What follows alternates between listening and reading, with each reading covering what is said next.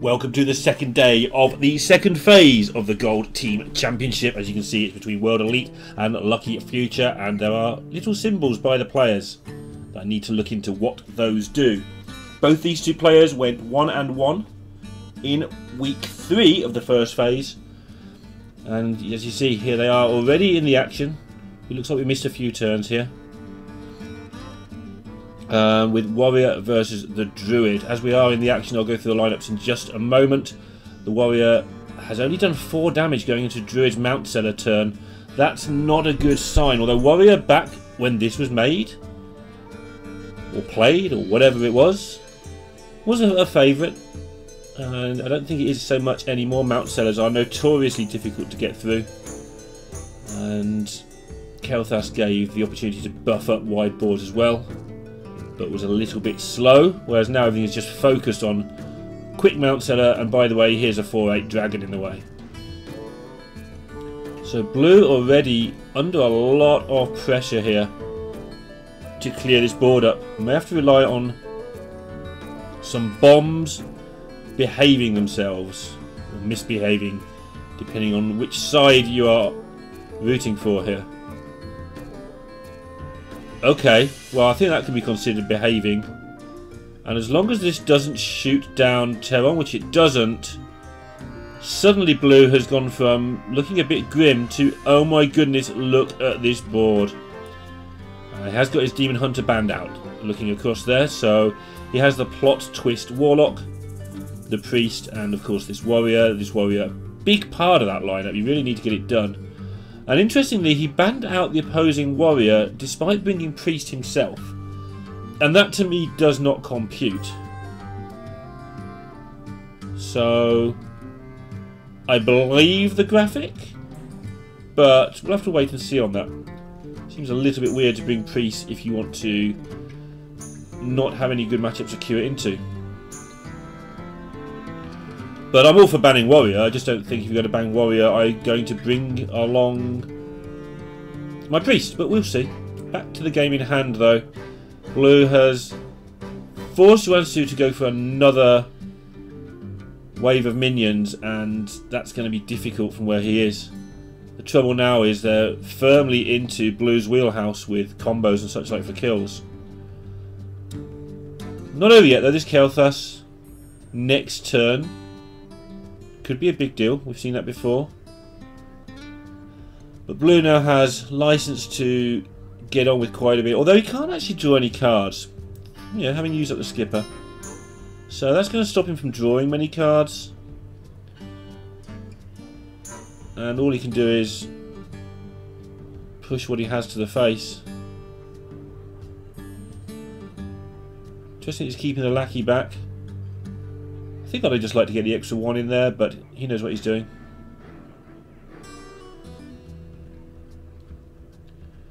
Lucky Future were actually the team that I believe was banned out by VK. VK leading after the first phase, get to choose which of the 7 potential opponents they don't play, as I understand it. And also, as I understand it, they chose LF, which was interesting. LF the lineup of Yu Ying, Zhou Lang, Reconnect, and of course Blue. So they are the players. As we see, this game just comes to an end with Kel'Thas here. They are the players that were considered the most scary by VK. Yeah, they're sat in the middle of the table. A lot of names we don't know there. Sort of Yu Ying, the main one that we do know, at least from the perspective of English broadcasts. So we should keep a close eye on them. But they won't be winning this game of Hearthstone. Kel'Thas just doing the things. And a whole army of 4/4 taunts is just not how Warrior wins. It's used up skippers. If you had to skip a way through, that's how it gets through. And that's why this deck is unfavoured against Warrior. It's just so easy to clear up. But we didn't see what happened at the very start, but quick Mount Seller into super duper Kel'Thas seems to have ended this pretty rapidly here in the first game of the day.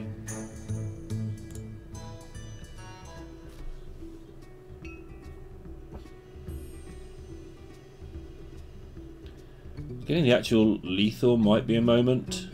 Is it even though? 10, 14, 15, 16 plus 8, 24. It's nearly lethal now. But is it just not lethal now? Is it 1 short or something? 3 short. 2 short. Final answer. 1 short? 10, 15, 16 if you count the hero power. 3 more for the power of the wild is 19. 8 more is 27. It was pretty close.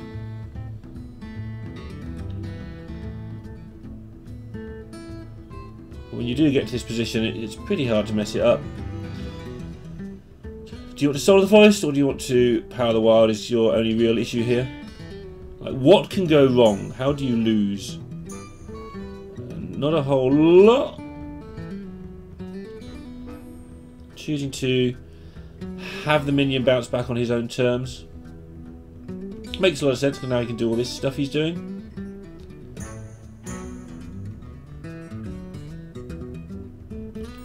And this version of Druid certainly was fun. There's a few bits and tricks that I'd forgotten existed in here, but you're seeing it looking pretty well piloted to me. And that's going to be the end for Blue, whether he knows it or not. Not got any help at all from lackeys even. And World Elite going to take an early 1-0 lead.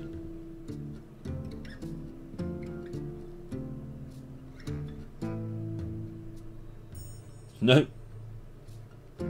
Not managing to roll anything of use. It is a meta where you have to fight for everything though. If you're wondering, well, why doesn't he just give this up? Which, you know, you ask these questions sometimes.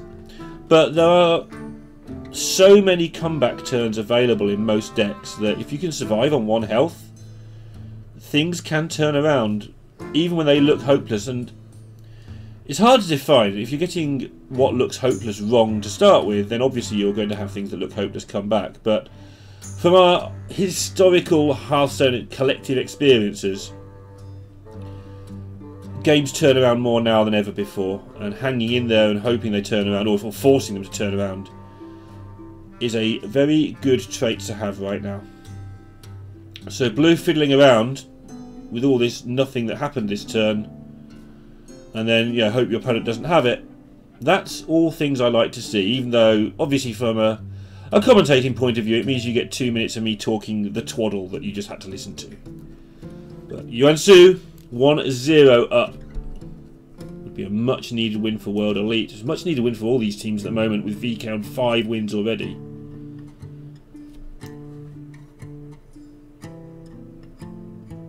Wow.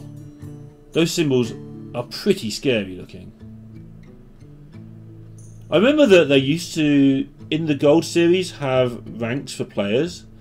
And you started at rank 25, and if you did really well in a tournament, I don't know if you had to win it, but like top 4, I don't know, you'd get upper rank to like 24. And I think at one point Omega Zero was like the only ranked 22 player, might have been 21 in the whole world, and everybody else was like ranked 24, and that just always amused me. Okay, Priest time. Druid with plenty going on in this hand. Obviously, Fungal Fortune is the biggest deal. And one thing with reading cards in a language you can barely read means you look at the pictures more and you get to appreciate the art even more than usual. Just look at some of those Druid cards in the mulligan there. Absolutely beautiful artwork. It makes me happy, but it's not hard to make me happy. It's also not hard to make me sad. Guess one leads to the other. So Fungal into 3 cards. This is pre-dragon build, so you normally would get 3 actual cards, especially with Kael'thas already in your hand. No overgrowth though, and that was a big deal with this old deck. And the problem against Priest is you just get breathed if you're not careful, and then you lose. So Soul of the Forest was relevant, and he doesn't have that in hand either. Now there is no Breath of the Infinite at the moment for Blue either, so it's going to be interesting to see how this one goes down, because whoever like pulls the trigger, or if Yuansu just pulls the trigger, he might just win the game on the spot. But also pulling the trigger, unless he's got a really good read for it, wouldn't be very wise. But if he can play the glowflies now... Oh, he's got a second one. This might tempt him. Yeah, now he's having a think. Because now he can play them out there. And if they get breathed, maybe do it again. But it doesn't look like they're going to get breathed. Because there's no breath. And this is a major, major problem for Blue. He's got to keep his composure. He's just lost a game that looked like he'd turned it around with the warrior.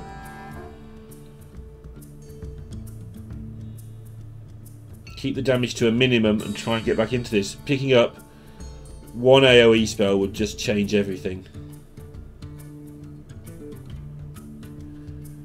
So this tells Yuansu that it's not there. Probably. So he may well be tempted to play the other one now.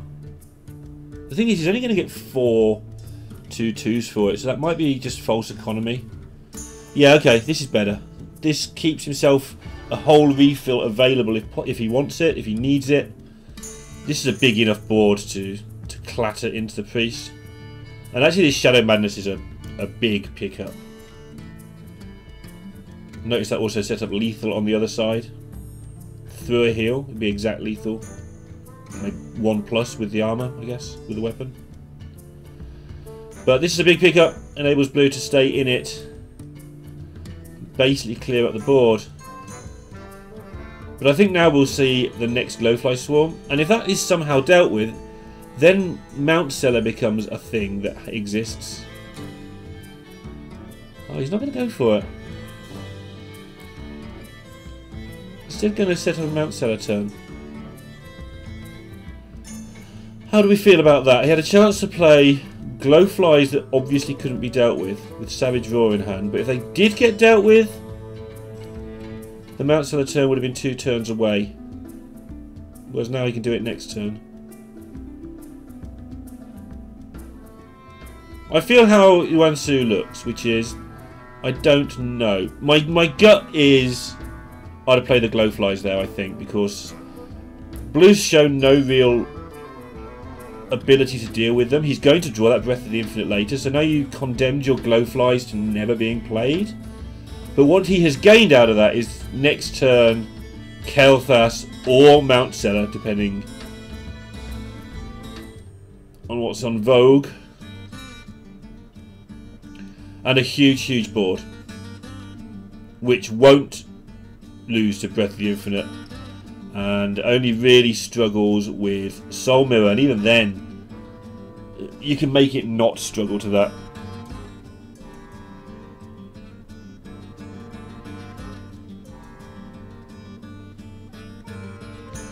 So, Time Rip probably going to happen, which means... Oh, is it just Galacond? Galacond and hit on a 50-50 means he has Kronks available for future. If you Time Rip, your Galacond will be better, but you might well be dead. I like this. I think this is a good play. Good luck to everybody, depending who you're cheering for. He hits. So now he's got the armor and he's dealt with a problem that existed. And he won't know until he watches this back whether that was the right choice or not. But now he's got Kronks, which is going to enable him to maybe turn around. Whereas the other way, he was just going to be removing things and then more things were going to appear. And he was going to remove things again and more things are going to appear again. You get the picture. Second Mount Cellar was discarded, I believe, to Fungal Fortunes. So this is now down to Glowflies and Kel'Thas's. There's the breath. Now, Time Rips, Thought Steals, and only 6 cards left for Yuansu. So, Blue needs to get through, and he knows this. He needs to get through a Glowfly Swarm, a Soul of the Forest, a Kael'thas, and probably a couple of the 8-cost spells. And he's there. That's what he needs to do. So Gift of the Wild, Forest Aid. If they're in there. I know we saw Gift. I don't know if Forest Aid's even in this version. I doubt it. It got cut pretty quickly from these decks. So just sitting back, saying you're not threatening me with your 2-1. You've got to do something. Meanwhile, Yuansu is just not drawing the things that are going to enable him to do something. Really needs this Gift of the Wild. But Glowfly Swarm into Soul of the Forest is an option that exists. The trouble now is that fails to Soul Mirror plus Breath or double Breath. But does he really... like, is this situation going to get better if he waits? I don't think it is. It's just going to get worse.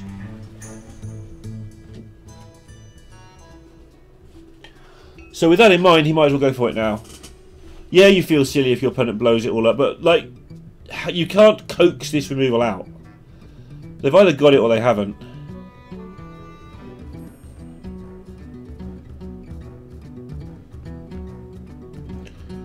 Well, he has the Breath. And he can probably deal with some of the others.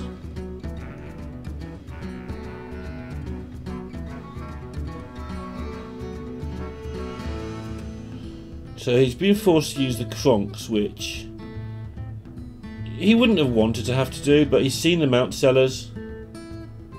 He's seen both of these. Perhaps he didn't mind, actually. That is just every threat gone now.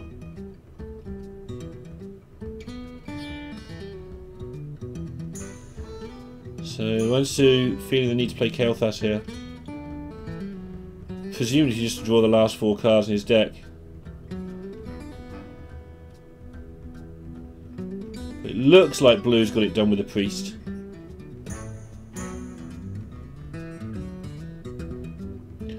And I was critical of this Priest. I was thinking that bringing Priest and banning Warrior just doesn't add up to me.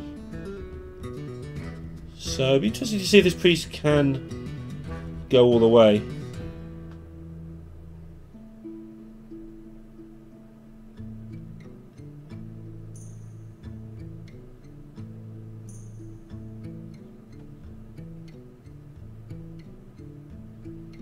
Well, this board is a sorry state of affairs for Yuansu.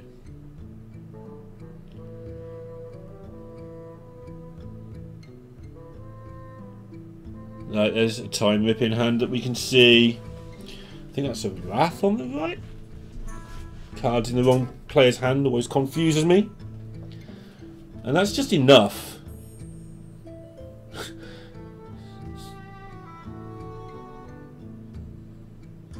Alright, kill off some stuff, force to concede. Move on to the next game, please.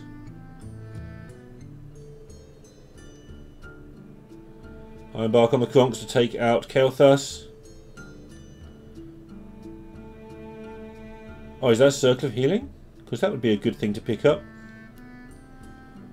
Just leave yourself a 7-9 after you've traded. But currently he's just going through the motions of using his Sethek to get... Yeah, Yuansu has just seen enough of that absolute nonsense. It goes to 1 game apiece. Priest lined up for Blue. Those icons are going to bother me. I have written it down. I will look them up. Okay, Blue taking on the Demon Hunter here. This is a very finely balanced matchup. You tend to fancy the Demon Hunter, I guess, but not with a hand like this one. Blue urgently needs the Breath. Well, Shadow Mana should buy him some time. Breath's such a massive deal because everything in Demon Hunter has 2 health. As of the 6 cards he currently has, precisely none of them have 2 health. As if to prove my point completely rubbish. But actually, yeah. The decision here is, do you want to play your Umberwing just to get going early? You do need to get going early. At least then you have the Chaos Blade afterwards to try and get something done.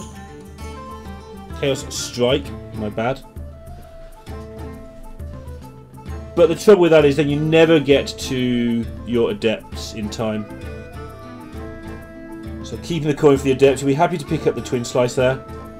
That means he can Adept on 4 and put a substantial threat on the board. Bleau has to decide whether he wants to deal with these. And this is where Umberwing can actually get more work done than maybe you would expect. Because you don't really want to waste cards dealing with these pesky 1/1s. But you know, when they've chipped you away for 3 turns, so that's 6 damage. Suddenly you wish you'd dealt with them, but you can't deal with them, but you can. You know what I mean. So, Fate Weaver coming down now, most likely, just because it's a 3/6. The fact it's actually got a second one makes that more likely. Always irritating, but you must never hold on to cards for their effect if their effect is not going to happen in this game. And that's how it seems right now. So yeah, the Gladebound Adept's going to be a big deal here. Another 3 damage push to the face. And Blue with no way of killing the 6/4. Or no sensible way of killing the 6/4. He's going to have to Penance and then Shadow Madness a 1/1.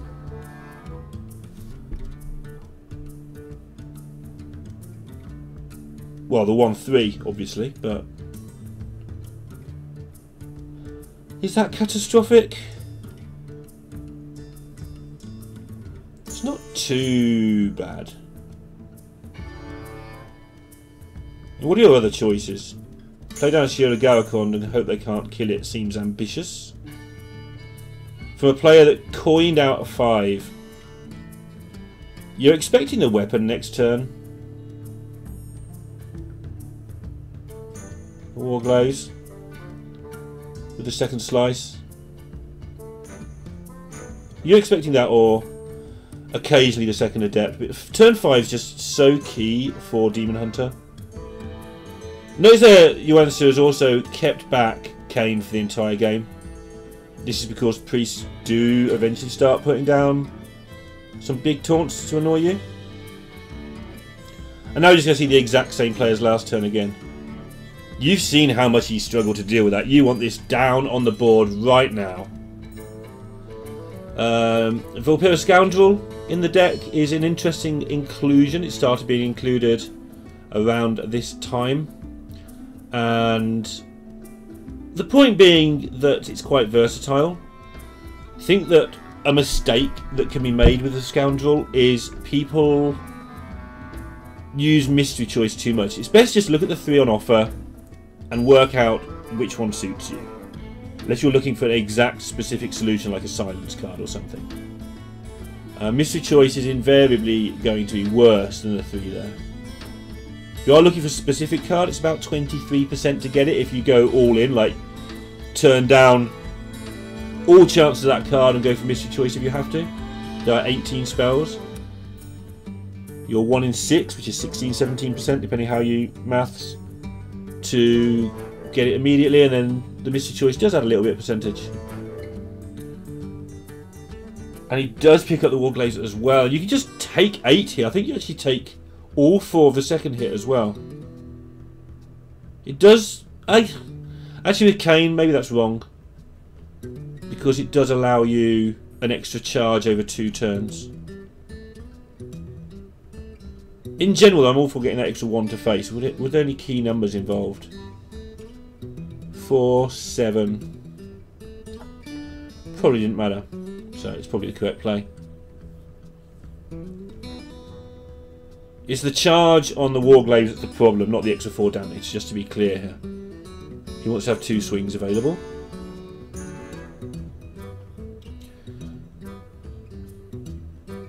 And that's a big deal. Yeah, he lost the last 50-50 as well, Yuansu, so he's allowed to feel a bit annoyed at this one.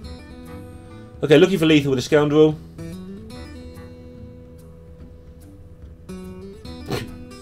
No. Okay, so what I said about mystery choice a few minutes ago, and don't ever take it. That was a close call for sure. Taking Feast of Souls. I think I might have gone for mystery choice over that, you know. I think it might just have been better. But sticking to the plan of mystery choice is always wrong. I don't know. Feast of Souls. Let's see how it works out, I guess. It may just work out that he dies next turn, Blue, and that we never find out what Feast of Souls could have done for our lives. I mean, how does he live? It's a skull in the outcast position. Yuansu looking around, trying to find the cat. Needs to go feed the cat, maybe. Have a drink. What else can I do while I'm waiting for this turn? I know I've won this game of Hearthstone. No cat to feed.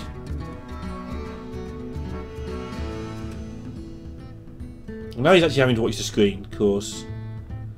Seth X can actually be a nuisance.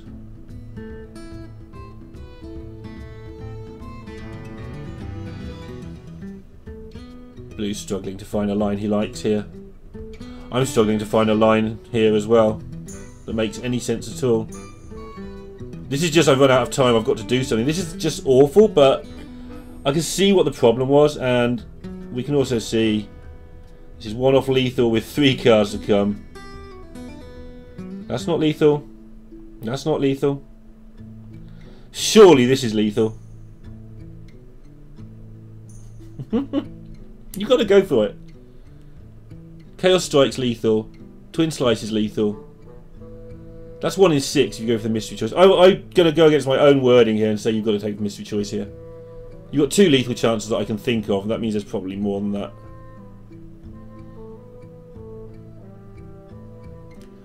Okay, well, Inner Demon does kind of just win next turn. So if you're going to go for one that doesn't win, I guess that's the one.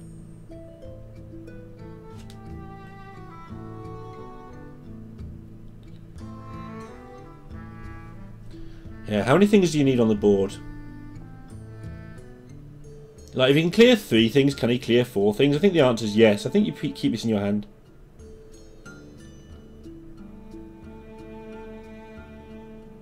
Might have wanted to swing with that weapon, though. Only to get your opponent down to 1. I understand that he might need to get through something, but I think I put them to 1. And I also think... I guess within a demon you don't need to do that, because you can play that, smash down a gigantic taunt, and then put the rest to face. Yeah, okay. It's a bit much of a muchness, but I guess that's where he's going for that. Still not sure about this Feast of Souls, though.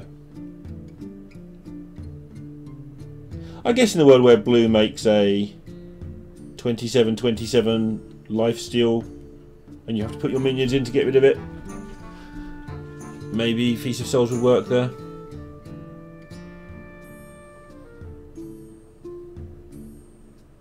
Okay. Nothing good happened there for Blue. And that's the end of game number 3. 2-1 to Yuansu. Lethal is actually showing on the board. Blue making him hit him.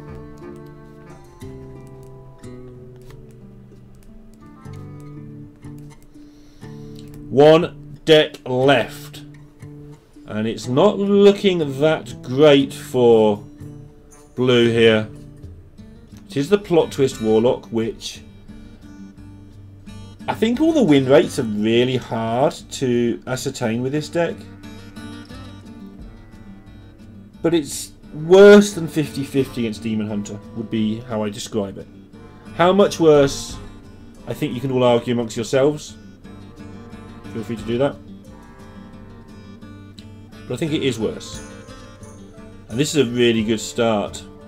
One of the keys here is to keep counting how much damage Dark Skies would do to you. So you're playing this knowing that Dark Skies clears this board, but you don't mind if they go coin dark skies, right? So opponent has 6 cards, or Plot Twist has 6 cards. Next turn, Yuansu can play the Shadow Weaver, which puts 7 health on the board, which would mean it would die to a Plot Twist. So really you want a beaming sidekick here. Pura, I think is good enough. You know that Dark Skies kills it, but also because of the nature of getting a card, it's not such a throwaway, and you get to follow up with Shadow Weaver. And I don't think you turn this Dark Skies down either, by the way. I think it's just one of those mutually agreed things. If you've got it, you're going to play it, and I'm going to play into it and see if you've got it. And then move on with life. What if he'll put in the 1 damage? I doubt it. He might. Oh, it's 2 damage, so he probably will. 1 damage, I don't think he'd have bothered because he's got double Adept coming up. And that's huge pickup here for blue. I guess the difficult part of this equation, this is just massive going into turn 5. It's as good as he's going to get. The difficult part is, do you kill off the Shadow Weaver as well? Or do you just challenge it with your ooze? And I think you can take this. I think you can just play the ooze and tap. So you tap, then play the ooze. And then Netherwing next turn.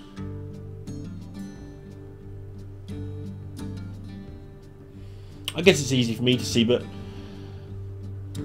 yeah, if he's got the Warglaives, I guess this looks a whole lot better than what's actually going to happen. But I liked oozing there, making him have Warglaives, I think. I think we're in trouble with Warglaives anyway for LF. But now, starting to have to use up the Nether Breaths. Still on 23 and like seemingly doing well with hand, but this is where if you're on the back foot for a long time like this as the Plot Twist, you do end up in trouble. So you start using your win conditions to remove things, and the more of them you use to remove things, the longer the game goes until you win, which gives the Demon Hunter more time to chip away. And I say chip away, but next turn is going to be a bit more than just chipping away. I think it's just going to be Altruist and all the cards, depending what he draws. Okay, push that off to next turn.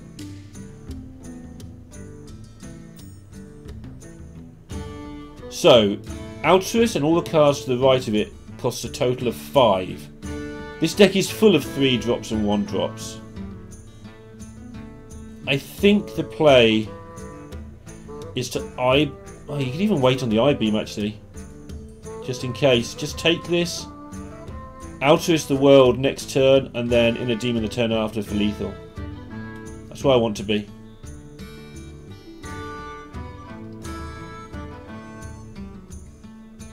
Because it only costs 1, and you could play it next turn as part of the... I guess you never do. I guess there's so many 3 drops in your deck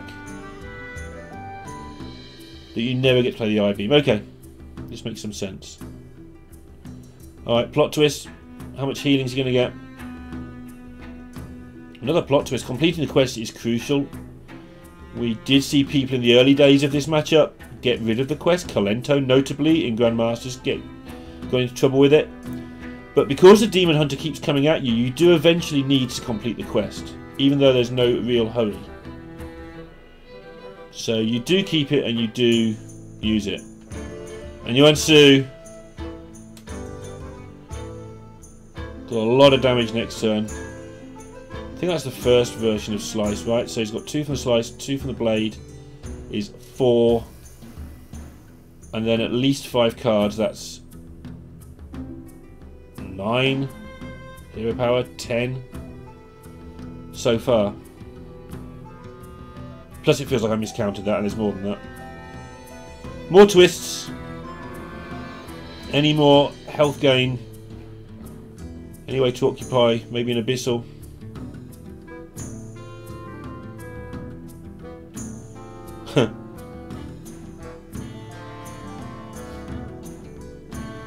So he's going to heal up using the Sense Demons.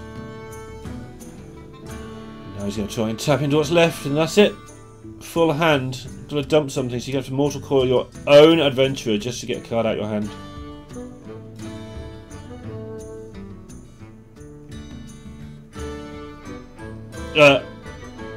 Okay, so Altruist, draw cards, go. Like, what are you waiting for an Altruist here? I guess you're scared of putting your opponent down to 1 and then playing Alex. That would be really bad. If you go for it, you kind of have to lethal them. So with that in mind, maybe he's going to wait one more turn, use the Spectral Sight, probably play the Overseer and go face just to get the expensive cards out of his hand. Pick up a Cane, change that a little bit. Sure. Just attacking on all angles, and now the Alex only heals for 5, so you haven't really wasted it. No Malygos, so I don't need to be checking for lethals coming back the other way yet, because that would be embarrassing if I'm sitting here talking about Yuansu's perspective the whole game, and then Blue just goes and wins. So I think he needs to dump a card. Tap into Malygos, would that then be lethal? Maybe 1 off. It's more than 1 off, it's a few off.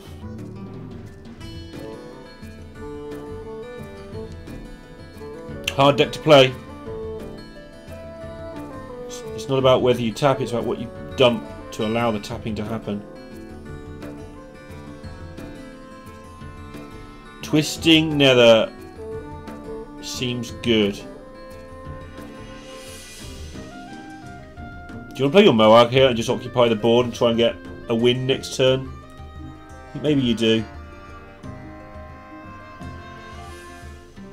Yeah, I do like this. This is just a way of trying to get next turn lethal. You know you're in deep trouble. 13 is the magic number.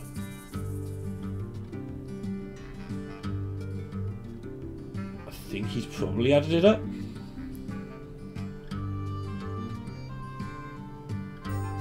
4. He's got the Volpera. He may be relying on some help here. Like from either Volpera or from this Chaos Strike. He's going really quickly. I think he knows he's got it. Yeah, that's it. So he's got a hero power ability as well. You can even play to Feast of Souls and cast it. It's just lethal, right? Maybe I'm wrong. I thought he was up to 5 attack already, and this hasn't triggered yet. I know just hero power, but he's got this as well.